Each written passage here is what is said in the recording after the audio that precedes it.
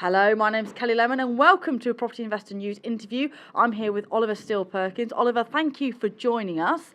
Now, you have a wealth of project management experience and we're standing on one of your projects.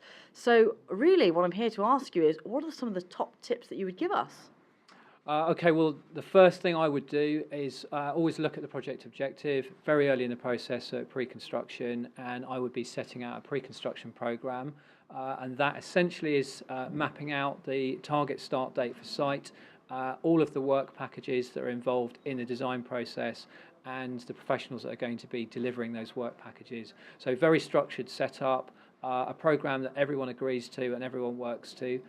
And by doing that, you've got a roadmap to start your project. So really, Oliver, start with the end in mind and then work backwards when you're looking at a project right from the start.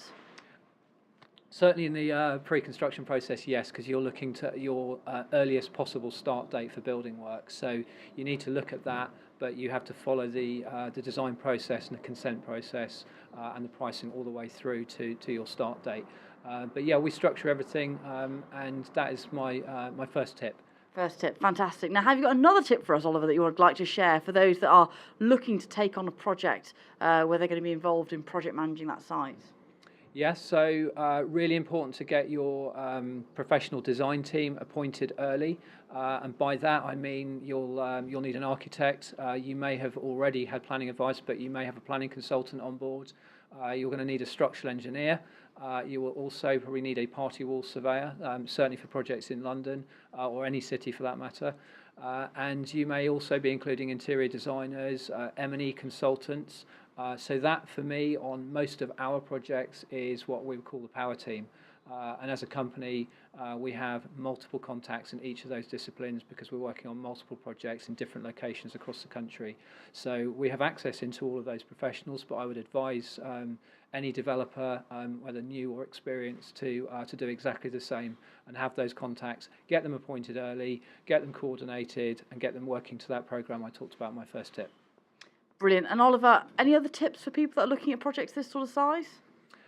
Yes, so I guess, again, early in the pre-construction process, you need to be looking at all of the consents that you need to have in place before you can start building work.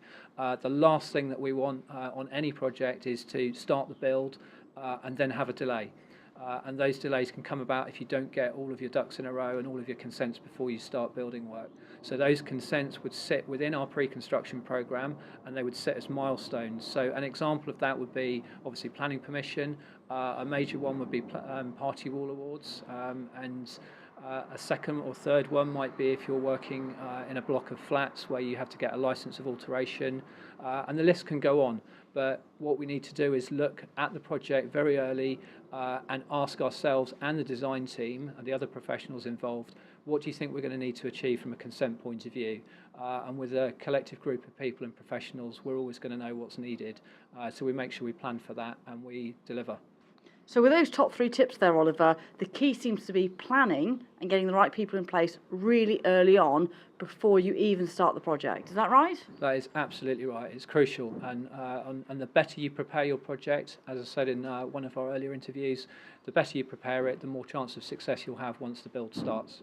Fantastic, Oliver. Thank you very much for those. Now, Oliver will be joining us for some more top tips as we carry on walking around the project he's project managing at the moment. And we'll see you on the next one.